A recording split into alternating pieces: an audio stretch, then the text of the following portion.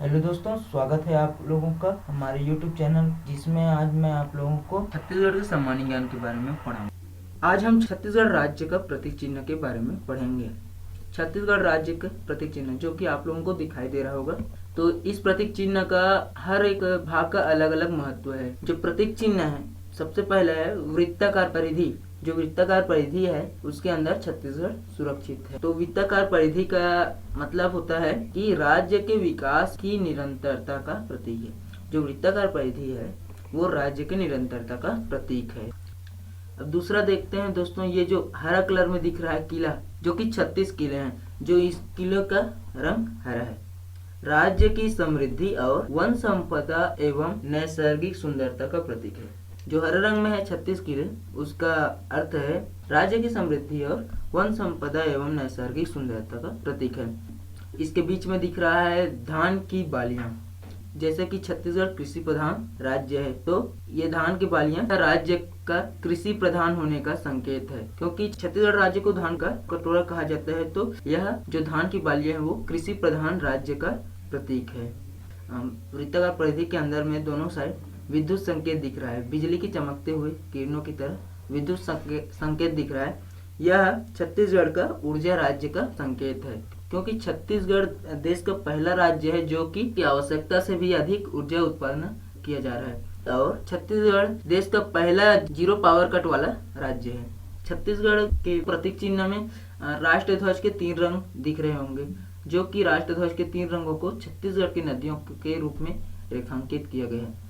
मतलब छत्तीसगढ़ की नदियों को राष्ट्र ध्वज के रूप में रेखांकित किया गया है। तो यह छत्तीसगढ़ के जल संसाधन एवं नदियों का प्रतीक है, क्योंकि छत्तीसगढ़ नदियों वाला राज्य है और छत्तीसगढ़ का जीवन रेखा नदी है। प्रतीक चिन्ह में हर एक चीज का अलग अलग महत्व है। जो भी दिख रहा है इसमें हर एक चीज का अलग अलग महत्व है।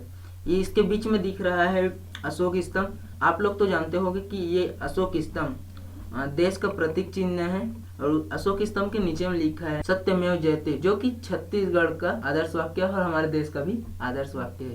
अब हम छत्तीसगढ़ के राजकीय पशु के बारे में पढ़ेंगे। छत्तीसगढ़ के राजकीय पशु वन भैंसा है, जो कि बस्तर में पाया जाता है और इसको 2002 में छत्तीसगढ़ के राजकीय पशु के रूप में अपनाया गया। और इसके बारे में थोड़ा सा बता देना चाहता हूँ कि इसे उदंती अभ्यारण्य, पामेर अभ्यारण्य और इंद्रावती राष्ट्रीय उद्यान में संरक्षित किया जा रहा है। यह भी विलुप्त होने के कगार में है। इसके बारे में थोड़ा सा और बता देना चाहता हूँ कि यह एशियाई भैंस की एक प्रजाति है, जो कि छत्तीसगढ़ में पाई जाती है। यह छत्तीसगढ़ का राजकीय पशु है। तो हम आगे पढ़ते हैं राजकीय पक्षी। तो छत्तीसगढ़ के राजकीय पक्षी पहाड़ी मैना है। यह बस्तर में पाया जाता है और इसको सन 2002 में राजकीय पक्षी के रूप में अपनाया गया है और यह अभी वर्तमान में विलुप्त होने की कगार में है। इसका संरक्षण कांगेर घाटी राष्ट्रीय उद्यान में किया जा रहा है। जो कांगेर घाटी जो नेशनल पार्क है, वहाँ इसका संरक्षण किया जा रहा है। छत्तीसगढ़ के राजकीय वृक्ष साल या सरई है और यह भी बस्तर में अधिकतर पाया जाता है। छत्तीसगढ़ के बस्तर को साल वनों का द्वीप भी कहा जाता है। इस साल वृक्ष का वैज्ञानिक नाम है सूर्य रोबस्टा। इस साल वृक्ष का भी प्राचीन काल में भी बहुत महत्व था। हिंदू धर्म की मान्यताओं के अनुसार साल वृक्ष विष्णु को बहुत प्रिय है। जो हिंदू धर्म की मान्यताओं है उसके अनुसार साल वृक्ष है वो विष्णु को बहुत प्रिय है। बौद्ध धर्म में भी यह पवित्र है, क्योंकि रानी माया ने साल वृक्ष के नीचे ही महात्मा बुद्ध को जन्म दिया था। इसकी लकड़ी की भी विशेषता है। यह लकड़ी माटी कामों में प्रयोग किया जाता है। इसकी लकड़ी बहुत कठोर तथा भारी, मजबूत और भूरे रंग की होती है। संस्कृत भाषा में साल वृक्ष को अन्य नामों से भी जाना जाता है, जैसे आश्वकर्ण, चीरपर्ण और सरजा आदि नामों से जाना जाता है। अगला है छत्तीसगढ़ राज्य का राजकीय भाषा है। जो छत्तीसगढ़ राज्य की राजकीय भाषा है वह छत्तीसगढ़ी है, जो भारत के छत्तीसगढ़ राज्य में बोले जाने वाली अधिकाधिक भाषा है।